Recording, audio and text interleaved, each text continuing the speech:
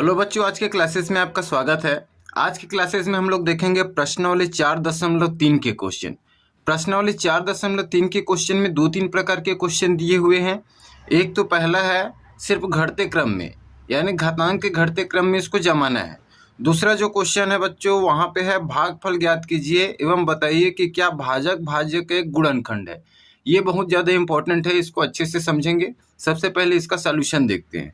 और यदि आप भाग वाला प्रश्न दूसरा में जाते हैं तो यहाँ पे आपको विशेष ध्यान यहाँ पे ये देना है कि यहाँ पे पहले की तरह जो भाग देते थे उस तरीके से भाग नहीं जाएगा। क्यों नहीं जाएगा? क्योंकि यहाँ पे ये बहुपद है, यानी दो से ज़्यादा पद है। यहाँ पे तीन तीन पद है, तीन से अधिक ही रहेंगे, दो से अधिक हमेशा हर क्वेश्चन में। साथ में जो भाग देना है वहाँ पे भी दो पद शामिल है। इससे पहले जो देख रहे थे वहाँ पे एक पदी व्यंजक का एक पदी व्यंजक के साथ भाग देना, या फिर दो पदी व्यंजक या बहुपदी व्यंजक का एक पदी व्यंजक के साथ भाग देना था। तो उसको डायरेक्ट कटाने के मेथड से या घातांक के नियम से बनाते थे। आज इसका जो भाग देते हैं दो पदी के साथ वो डिफरेंट है, वो भाग विधि से बनता है। कैसे बनाते हैं उसको देखेंगे। सबसे पहले पहला क्वेश्चन को हम लोग सॉल्व करते हैं। प्रश्न पहला में है निम्नलिखित बहुपद को चर राशि के घातांक के घटते क्रम में लिखना है। तो चर राशि या चर राशि क्या होता है वो हमको पता है। चर राशि क्या होता है? चर कहने का मतलब क्या होता है, हमारे पास एक नियत अंक होता है, जैसे 1 2 3 4 5 6, जिसको बदला नहीं जा सकता। यदि वो लिखा गया है क्वेश्चन में तो वही रहेगा, है नहीं? वो एक तो एक गिनती है, एक अंक है, तो इसको चर राशि बोलते हैं। अचर राशि कहने का मतलब क्या होता है? अचर कहने का मतलब होता है यदि हमारे पास x है, y के टर्म में है, z है, या फिर a है, b है, c है या d है, कुछ भी हो सकता है इधर, ठीक है? तो ये अचर होता है। तो अब क्वेश्चन में बोला है कि चर राशि के घातांक के घटते क्रम, यानी कि ये जो राशियां दी हुई हैं इसमें गुणनखंड के रूप में अचर राशि भी दिया हुआ है, उसके घातांक के घटते क्रम में अपने को लिखना है। तो चलिए, पहला घटते क्रम कहने का मतलब क्या होता है कि बड़ा से छोटा। सबसे पहले बड़ा घात वाले आएगा, जैसे घटते क्रम इसको देखते हैं, ये बड़ा लाइन है, इसके बाद ये हो जाएगा, फिर इसके बाद ये, इस तरीके का यही होता है नहीं? घटते क्रम यानी घटते घटते जाता है नहीं? तो यहाँ पे अपने को घात को देखना है। सबसे बड़ा घात जो है सबसे सामने आ जाएगा। घटते क्रम में घटते घटते जाता है, यानी बड़े से छोटा। घटते क्रम में सबसे बड़े घात वाले को सामने लिखते हैं। चलिए इसमें देखते हैं कि कौन से चर राशि के साथ में जो गुणनखंड है यानी अचर राशि है उसमें घात जो है किसका कितना ज़्यादा है। जिसका सबसे ज़्यादा रहेगा वो सामने में आ जाएगा, है नहीं? तो 15 एक्स स्क्वायर है, यहाँ पे देखो एक्स स्क्वायर है, यहाँ पे सिर्फ एक्स है, यहाँ पे एक्स की घात 4 है, यहाँ एक्स की घात 3 है, और यहाँ पे एक्स है ही नहीं, सिर्फ अंक है नहीं? तो सबसे बड़ा घात वाला यहाँ पे क्या दिखाई दे रहा है? एक्स की घात 4। यहाँ हमको संख्या को नहीं देखना है, सामने में जो अंक है हमको घातांक के घटते क्रम में लिखना है नहीं? सबसे बड़ी घात क्या है? 8 एक्स स्क्वायर है, ठीक है? तो ये क्या हो जाएगा? एक्स स्क्वायर बोल डाला मैं, एक्स की घात 4 है, यही सबसे बड़ा है। उसके बाद माइनस 4 एक्स की घात 3 है, तो इसको लिख देते हैं 4 एक्स की घात 3। फिर उससे बाद छोटा घात कौन सा है? 2 दिख रहा है, यानी अच्छा इसके साइन के साथ लेना है, 15 एक्स की घात 2। तो क्या हो जाएगा? ये प्लस में है, ठीक है? 15 एक्स की घात 2 हो जाएगा ये। उसके बाद है माइनस में है, ये प्लस नहीं है, ठीक है? Minus 3 x. ये क्यों लिए? क्योंकि दूसरे जो घात है एक्स की घात 2 के बाद छोटा यही है, जिसमें कुछ नहीं है, मतलब 1 है, ठीक है? उसके बाद जिसका घात नहीं है जिसमें, उस संख्या को लेना है, यानी -15। ये क्या हो जाएगा? आपका आंसर हो जाएगा। हमने क्या किया? घटते क्रम में जमा लिया। उसी प्रकार इसमें देखते हैं एम वाले में, एम की घात 5 है, एम की घात 3 है, एम की घात 2 और एम है, यानी एम की घात 5 वाला पहले आएगा, तो 12 एम की घात 5। उसके बाद एम की घात देखो छोटा कौन सा है? 3 है, ठीक है? तो माइनस के साथ लेना है, -9 एम की घात 3। उसके बाद छोटा घात कौन सा है? 16 में तो है ही नहीं है, इसमें है -6 एम स्क्वायर। साइन के साथ लेना है, सिर्फ 6 एम स्क्वायर नहीं लिख देना है नहीं, माइनस के साथ लिखना है पूरा। तो -6 एम की घात 2। उसके बाद छोटा घात m है, 8m वाला में कुछ नहीं मतलब 1 है, तो प्लस 8m। उसके बाद जिसमें नहीं है यानी 16 में नहीं है और 16 के सामने क्या है, प्लस साइन है, तो प्लस के साथ लिख लेना है। ये इसका आंसर हो जाएगा जी, दूसरा का, है नहीं। तो ये क्या है, घटते क्रम है। उसी तरीके से इसको भी कर लो। इसमें 4 है, इसमें 2 है, इसमें कुछ नहीं मतलब 1 है, इसमें 3 है। तो सबसे पहले बड़ा कौन सा घात दिख रहा है, 9 की घात m दिख रहा है, सॉरी यार 9m की घात 4 दिख रहा है, ठीक है। उसके बाद माइनस m की घात 3 चिन्ह के साथ लेना है। उसके बाद दूसरा वाला दिख रहा है, उसको भी चिन्ह के साथ लेना है, माइनस 16m की घात 2। उसके बाद ये भी होगा, ये भी, ये बचा है, ठीक है, जिसमें सिर्फ m दिया है, तो माइनस 4m, चरांक भी है उसमें, चरांक को लेना है चिन्हों के साथ। उसके बाद जो बच रहा है अंक कौन सा है, 16 है इसमें भी, ये इसका आंसर हो जाएगा। लास्ट वाला देख लेते हैं चौथा का। चौथा में क्या हो जाएगा, चौथा के आंसर क्या हो जाएगा, y की घात 3 है, y की घात 4 है, y की घात 2 है। सबसे बड़ा घात घटते क्रम में जमाएंगे, सबसे बड़ा घात सामने लिखते हैं, यानी 12y की घात 4। उसके बाद y की घात 3 वाला किस में है, माइनस 8y की घात 3, माइनस 8y की घात 3।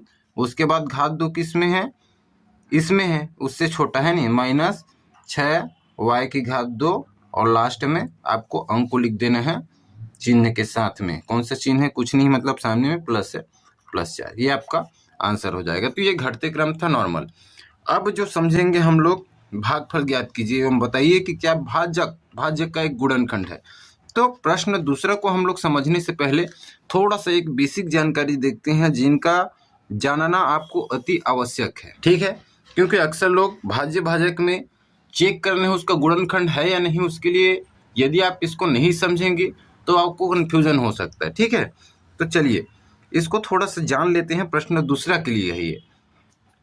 देखिए क्या होता है, अक्सर जिससे हम भाग देते हैं यानी जब हम पहाड़ा पढ़ते हैं, जैसे मैं 2 का पहाड़ा पढ़ रहा हूँ और इधर 8 है, तो 2 का पहाड़ा पढ़ेंगे यानी जिससे हम भाग देंगे वो क्या कहलाता है, भाजक कहलाता है। और जिसमें हम भाग देते हैं यानी हम 8 में भाग दे रहे हैं 2 का, तो वो 8 क्या कहलाएगा, भाज्य कहलाएगा। ये भाजक हुआ, ये भाज्य हुआ। और ये क्या कहलाता है, जितने बार पहाड़ा पढ़े, जैसे 2 का पहाड़ा कितने बार पढ़ना है कि 8 से ज़्यादा नहीं होना चाहिए या 8 आ जाए, तो 2 चौक 8 होता है, 2 एकम 2, 2 दूनी 4, 2 तीन 6, 2 चौक 8, ठीक है। फिर ये 0 हो जाता है, घटाएंगे तो, है नहीं। तो ये जो है जितने बार हमने पहाड़ा पढ़ते हैं वो क्या कहलाता है, हमारा भागफल कहलाता है। और नीचे जो बचता है वो क्या कहलाता है, हमारा यहाँ पे जो बचता है पहाड़ा पढ़ने के बाद वो हमारा शेष फल कहलाता है। अब यहीं पे एक लिंक बनता है बच्चों कि ये जो भाज्य है वो क्या होता है, भाजक गुणा भागफल धन शेष फल, है ना। जब हम भाजक को भागफल से गुणा कर दें और शेष फल को जोड़ दें, तब की केस में क्या होता है, हमारा भाज्य के बराबर होता है।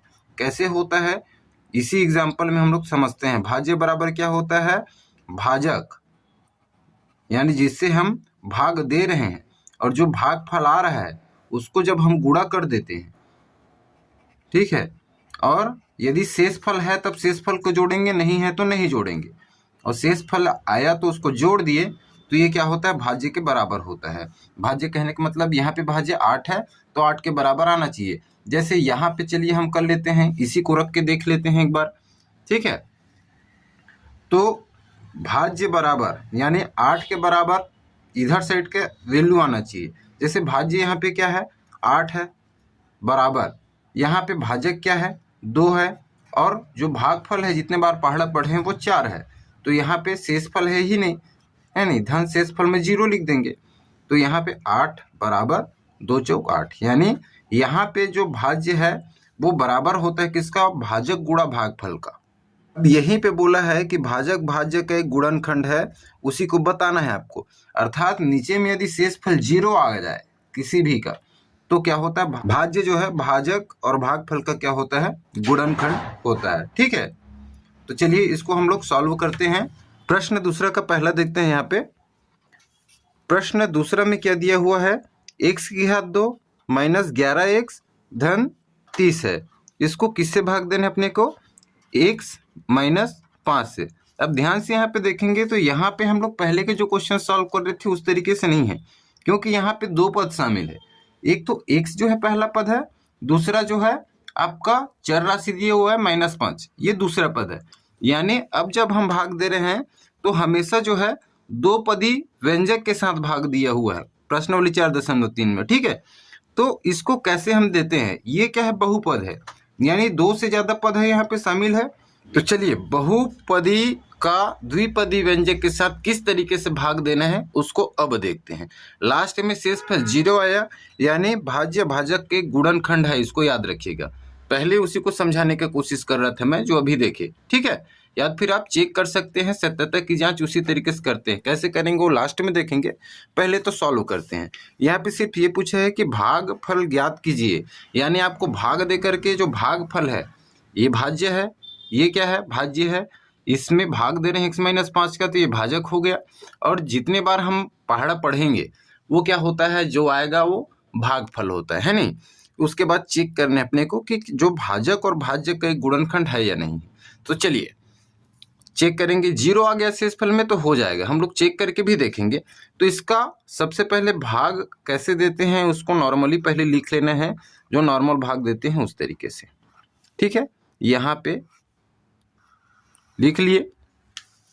अब पहला स्टेप यहाँ पे क्या होता है? सबसे पहले हमको भाग किससे देना है? x-5 से। पहला स्टेप ध्यान देना, ये भाग जो है डिफरेंट है, क्योंकि x-5 को कोई पहाड़ा तो होता नहीं है नहीं कि हम डायरेक्ट पहाड़ा पढ़ लें और इतना आ जाए और हम लिखते चले जाए, है नहीं? तो इसको किस तरीके से सॉल्व करते हैं? पहला स्टेप क्या होता है कि आपको जो भाज्य है, भाज्य का पहला पद को लेना है। भाज्य का पहला पद क्या है? x² है। चलिए मैं ले लेता हूं। ठीक है, और दूसरा चरण आपका क्या है? ये जो पहला पद है उसको लेने के बाद हमको क्या करना है? जो भाज्य है उसके भाज्य के पहले पद से, भाजक है ये, है नहीं?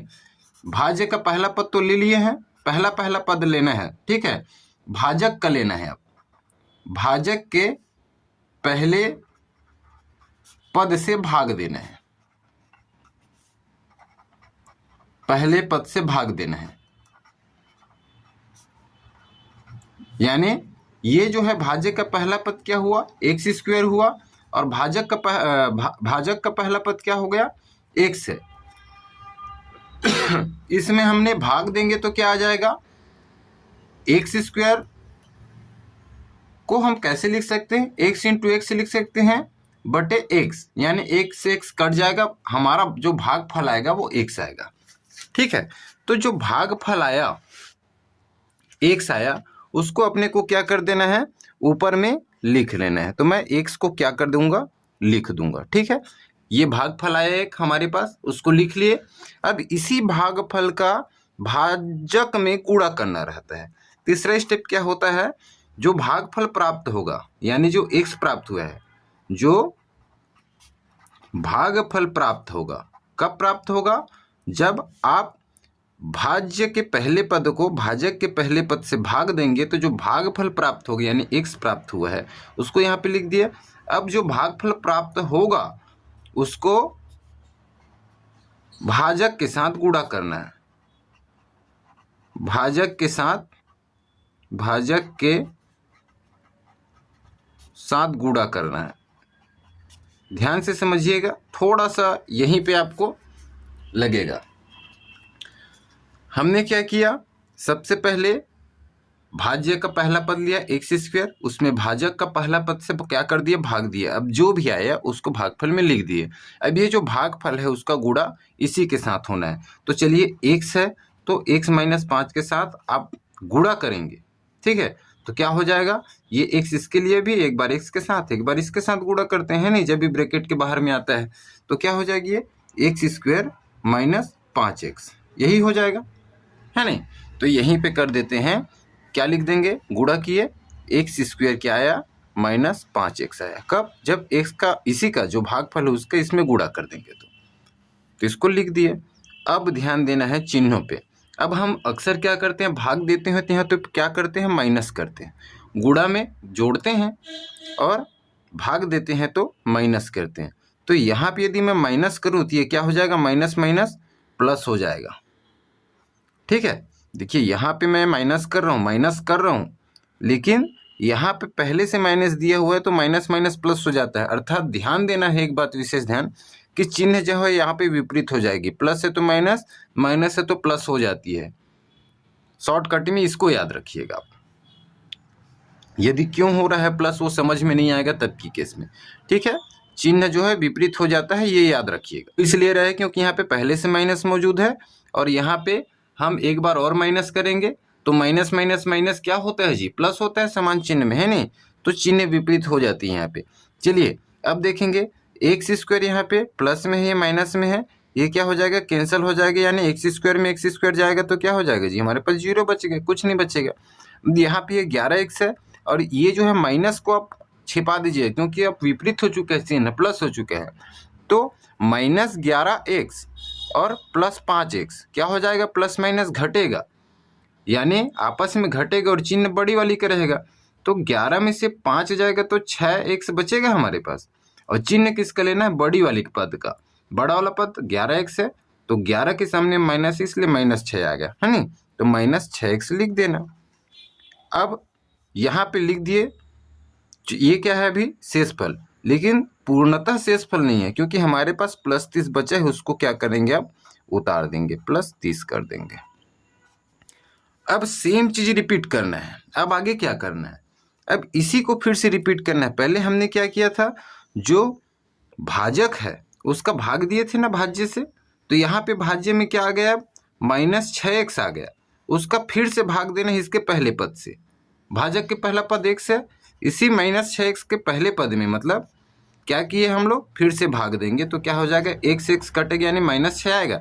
इसी माइनस 6 को फिर ये क्या हुआ, फिर भागफल हमारा प्राप्त हुआ, इस भागफल को चिन्ह के साथ यहाँ पे लिख देना, x माइनस 6 हो गया, है नहीं? अब इसी का, सिर्फ इसी का फिर से गुणा करना है इसके साथ, जैसे पहले किए थे, चरण दर चरण इसको दोहराते जाना है। तो ये क्या हो जाएगा, माइनस 6 का गुणा अपने को करेंगे जब किसमें, x माइनस 5 में, तो क्या हो जाएगा, माइनस 6x और 6 पंचे 30 हो जाएगा, लेकिन क्या हो जाएगा जी, प्लस में हो जाएगा। ठीक है, ये भी माइनस है, ये भी माइनस है, माइनस माइनस प्लस हो जाएगा, माइनस 6 और माइनस 5 का गुणा करेंगे तो। ठीक है, तो क्या हो जाएगा, कितनी बार पढ़ेंगे, गुणा करेंगे तो इसके साथ, भाजक के साथ, माइनस 6x प्लस 30 हो जाएगा। अब चिन्ह हमेशा क्या हो जाता है, विपरीत हो जाते हैं, यानी माइनस है नीचे वाले में तो प्लस, सिर्फ नीचे वाले चिन्ह को देखना है। यहाँ पे प्लस है तो क्या हो जाएगा, ये माइनस हो जाएगा।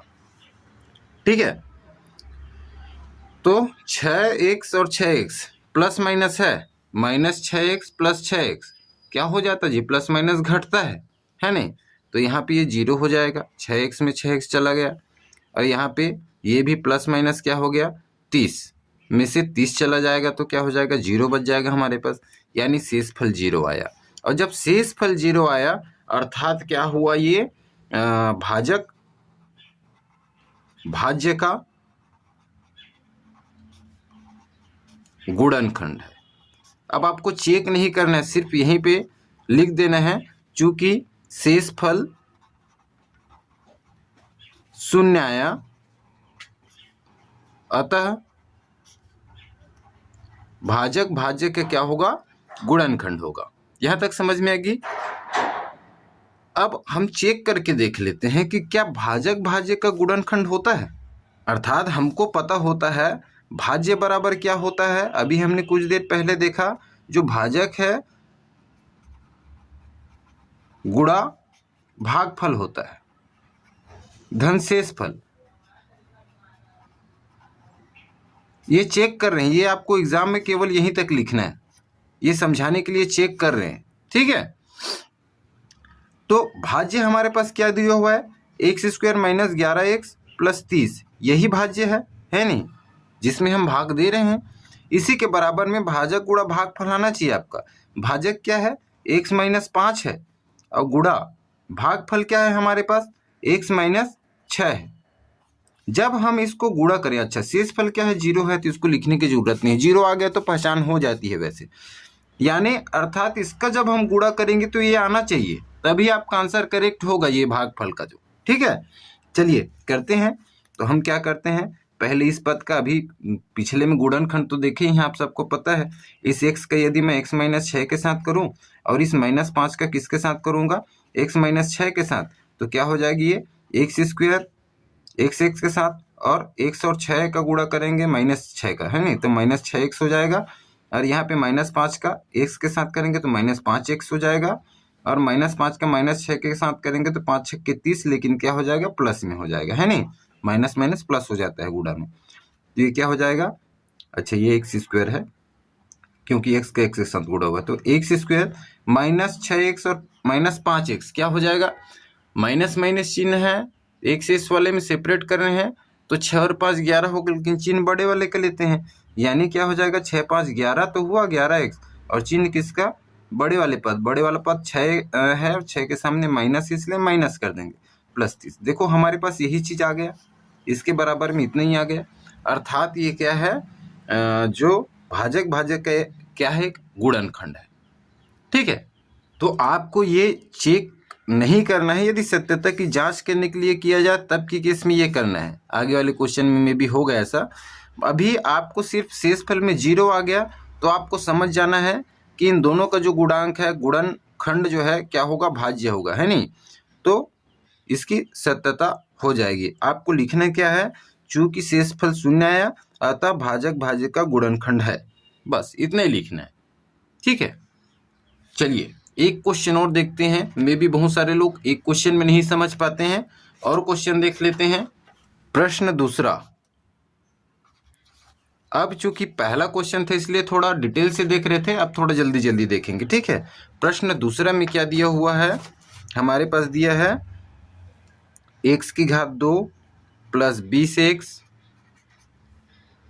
+ 91 को भाग देना है किससे, x⁻7 से, ठीक है।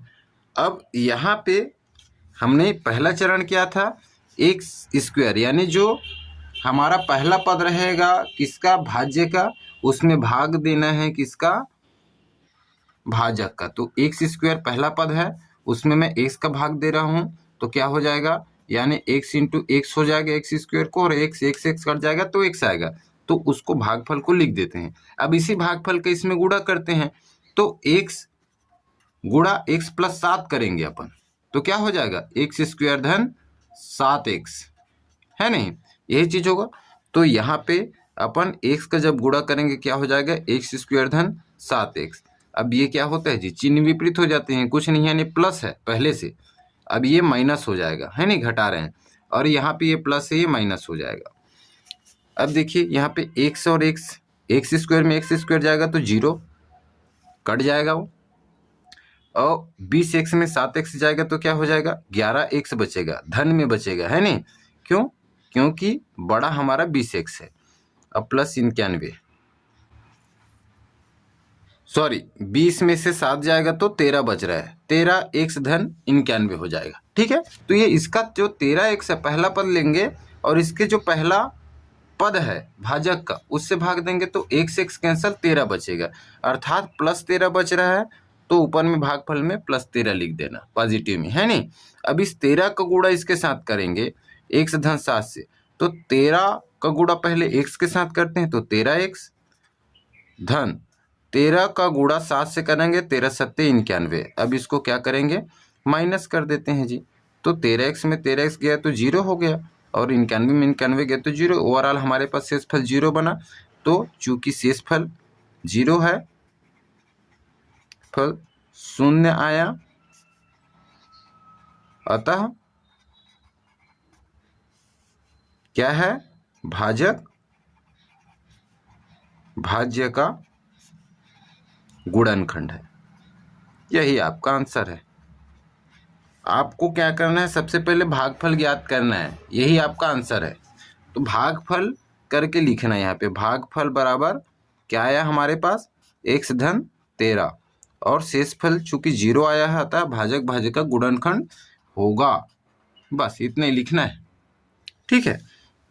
प्रश्न 3 इसी में है, x square minus 5x minus 6 में x माइनस 6 का भाग देना है। चलिए भाग देते हैं। X square minus 5x minus 6 का भाग देना है। में भाग देना है किसका? माइनस x माइनस 6 का भाग देना है। अब थोड़ा शॉर्ट में जल्दी जल्दी देखते हैं, नहीं जो मेन सीक्वेंस है पहले क्वेश्चन में देख चुके हैं। सबसे पहले क्या करते हैं, भाज्य का जो है क्या करते हैं अपन, भाग देते हैं भाजक का, पहले पद का। तो यहाँ पे भाज्य का पहला पद एक्स स्क्वायर है, भाजक x है, और एक्स स्क्वायर में हम क्या करेंगे, भाग देंगे x का, तो एक्स स्क्वायर के x इंटू एक्स लिख सकते हैं। यानी क्या बचेगा हमारे पास, x बचेगा, तो भागफल में उतार दिए। अब इसी का गुणा करना है बारी बारी से, तो x का गुणा x के साथ करेंगे तो क्या हो जाएगा, एक्स स्क्वायर होगा, और इस x का गुणा इसके साथ करेंगे, माइनस 6 के साथ करेंगे, चिन्हों के साथ लेना है, क्या हो जाएगा, माइनस 6x हो जाएगा। अब नीचे में क्या है, चिन्ह विपरीत हो जाता है, यानी घटाना है, और ऋण है तो धन हो जाता है। अब x क्या हो गया, कट गया, यानी कि ये शून्य हो गया। अब यहाँ पे हम देखते हैं, ये माइनस 5x है, ये प्लस 6x है। माइनस 5, इस चिन्ह को मत देखिएगा जो पहले से है, अब विपरीत होने के बाद जो चिन्ह है उसको देखिएगा। माइनस 5x है, धन 6x है। प्लस माइनस क्या होता है, माइनस होता है, चिन्ह बड़ा वाला लेना है, तो बड़ा वाला तो 6 है, यानी धनात्मक आएगा। तो 6 में से 5 जाएगा, कितना बच जाएगा हमारे पास, x बचेगा, है नहीं। और यहाँ पे चिन्ह क्या रहेगा, धनात्मक में बचेगा, क्योंकि बड़े जो पद है उसमें कर लेते हैं। तो यहाँ पे 6 है बड़ा पद, तो यहाँ क्या हो गया, ये x हो गया, और फिर हम क्या किए, जो बचा है उसको उतारेंगे, यानी माइनस 6 को उतार देंगे जी। अब इसमें का पद देखो, अब भाज्य का पद x ही हो गया। अब उसमें फिर से भाग देना है जो भाजक है उसका, यानी इस x का, तो भाग देंगे तो 1 बचेगा। यानी अब हमको क्या करेंगे, भागफल क्या आया, धन 1 आया, और इसी का गुणा इससे करेंगे, तो x माइनस 6 कम x माइनस 6, या तो फिर बारी बारिश करो, 1 का गुणा x के साथ करोगे तो x आएगा, और 1 का गुणा माइनस 6 के साथ तो माइनस 6 आएगा। अब फिर x के साथ x जो है घटेगा, यहाँ पे माइनस चिन्ह हो जाएगा, इसका अपोजिट प्लस हो जाएगा, है नहीं। तो क्या हो जाएगा, ये 0 हो जाएगा, 6 में 6 जाएगा तो ये भी 0 हो जाएगा।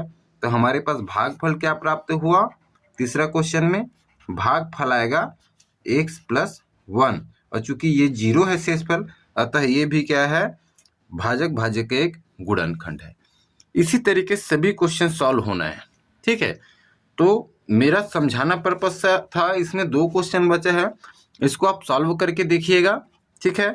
नहीं बनेगा तो जरूर बताइएगा, इसको देखेंगे। अगला जब हम लोग देखेंगे क्लास, उसमें हम लोग क्या करेंगे, प्रश्न तीसरा और चौथा को हमको सॉल्व करना है। अभी जो चेक कर रहे थे भागफल वाला, इसमें ये चेक करना पड़ेगा, यहाँ पे स्पष्ट लिख भी दिया है यहाँ पे, ठीक है। तो इसमें चेक करने की जरूरत पड़ेगी, बनाना सब में सेम ही है पहले, ठीक है। और इसमें भी है, इसमें अलग अलग लिखना है, भाजक कितना है, भाज्य का गुणनखंड है या नहीं है, भागफल एवं शेषफल कितना है उसको लिखना है। इसमें शेषफल बचेगा, अभी तक शेषफल नहीं बच रहा था, है नहीं। तो इसको हम लोग एक क्लासेस में और देखेंगे, देन नेक्स्ट चैप्टर में बढ़ेंगे, चैप्टर 5 वृत्त एवं उसके अवयव में, ठीक है। तो आई होप आपको समझ में आ गई होगी, नहीं आया होगा तो फिर से हम लोग देख लेंगे, लेकिन कमेंट जरूर कीजिएगा कि नहीं आया तो नहीं आया, है नहीं। तो दोबारा देखने की कोशिश करेंगे, और आज की क्लासेस में इतनी है। मेरे द्वारा दी गई जानकारी अच्छी लगी होगी, चैनल पर नए हैं तो चैनल को जरूर सब्सक्राइब कर लीजिएगा। मिलते हैं अगली वीडियो में, तब तक के लिए धन्यवाद।